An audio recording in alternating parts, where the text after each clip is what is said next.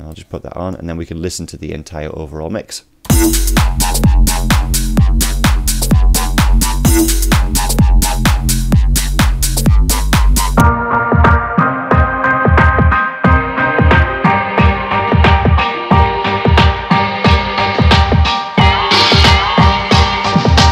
Hi guys, SKETI here, welcome back to a new tutorial. This time we're going to look at how to use MidSide EQ in your mix, what it is and why it's useful, how it's going to make your mixes sound a lot cleaner and keep things from going out of phase if you do any mono summing on your mix.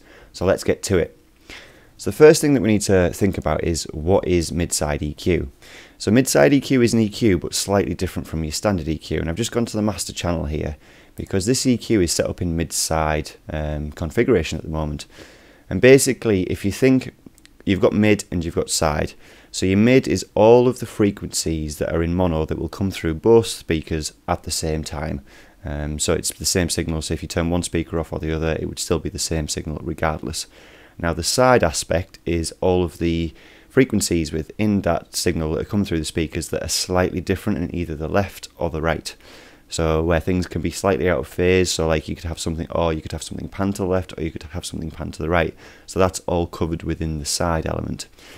Now when we're obviously using this within the mix, we need to get things into a balance where the stereo image sort of sits okay, and this is one way of sort of helping you fix how wide your stereo image is, if things are going out of phase, so on and so forth. So how can we use MidSide EQ? So for example here, I basically just set up a simple 4-bar loop, drums and bass with two different serum basses here. And we'll have a listen to that. Just take it from the beginning.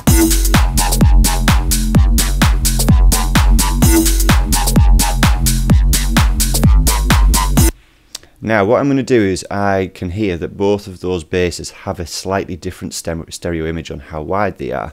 And it is useful when you're trying to MidSide EQ is that you have a stereo imager where you can see the actual stereo width of what you're doing.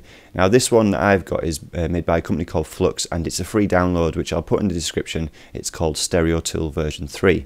And what this shows you is your stereo image, also like your master output levels, how loud things are, and a correlation phase meter down here, which basically if it's at +1, your sound is pretty much in mono.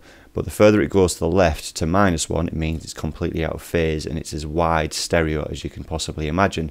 And then 0 is sort of between mono and stereo. So this is sort of a sliding scale. Now with bass sounds, obviously, you don't want them to be super wide, because the thing about your stereo image in your mix is if you ever play your song or tune through a mono speaker, like a phone speaker, or if it's in a nightclub where the system's set up for mono, which a lot of nightclubs are, because obviously if you imagine if you're in a different place in a nightclub, you want to be hearing the same thing that everyone else is hearing. The issue is that when you mono sum your mix down, because everything was so wide, those, as they come down into mono, those waveforms start to cancel each other out because they're out of phase with each other. So we can start to fix this with MidSide EQing. So I'm just going to keep the stereo tool open, and I'm just going to solo this first bass, and we're going to listen to it and look at the stereo image.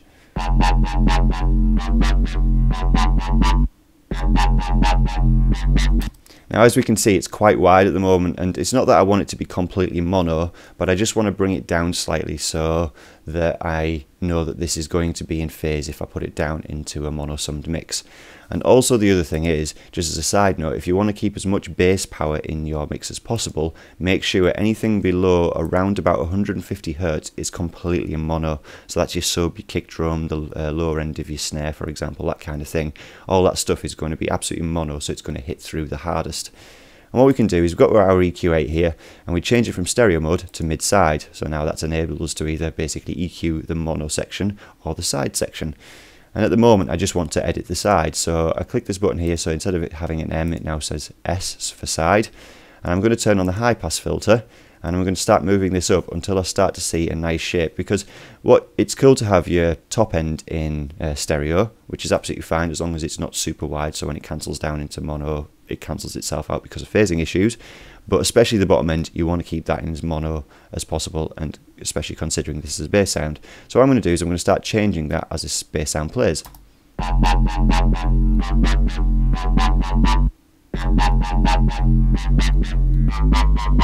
So that seems to be about the sweet spot. Obviously using your ears, don't mix with your eyes, but use your ears. But this obviously helps you see where you're at. So I found here about 440 Hz for this bass. Now every single bass is going to have its own stereo image. So when we go on to the second one, it's probably going to be a slightly different EQ point.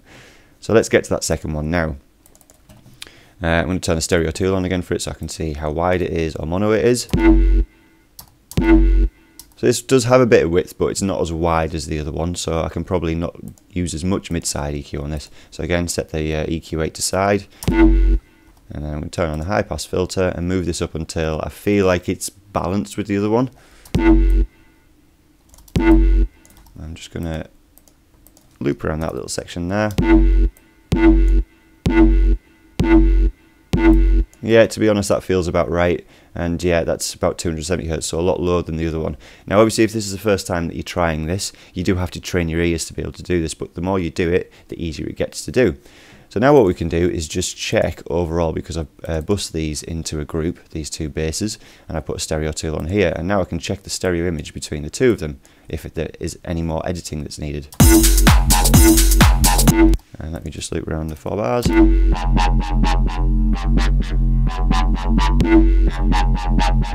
So now this one seems to be very mono. Let's just check again. Alright, it's okay. So yeah, we'll just go back to the beginning of that.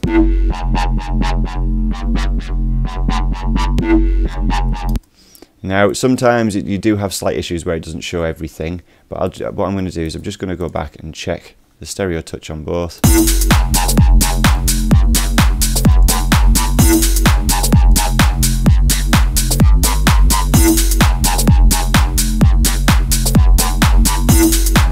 And as I can see between the two, they're both very similar in their stereo width now. And now a good thing obviously is when you're doing any mastering or you're putting anything on your master channel, it's also good to do this on your overall mix. So what I find is using a high pass filter at 150 Hz, I know everything in that bottom end. So this is all my bass channels, my kick drums, anything that has frequencies in that section is all going to be in mono, which means you want that to be the most powerful section of your mix. And we can actually put a stereo touch on this one as well, stereo tool, sorry. And I'll just put that on, and then we can listen to the entire overall mix.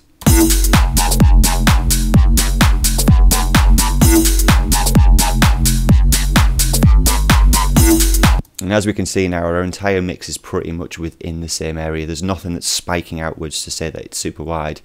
Now personally I would probably experiment a little bit more by using the side settings here and make the mix a little bit wider in the top end, because it is quite thin at the moment, but not so thin that it's completely in mono.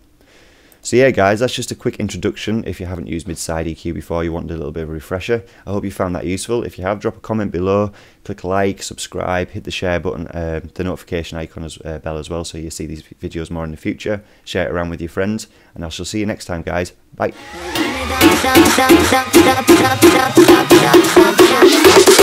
Everybody jump up, come on!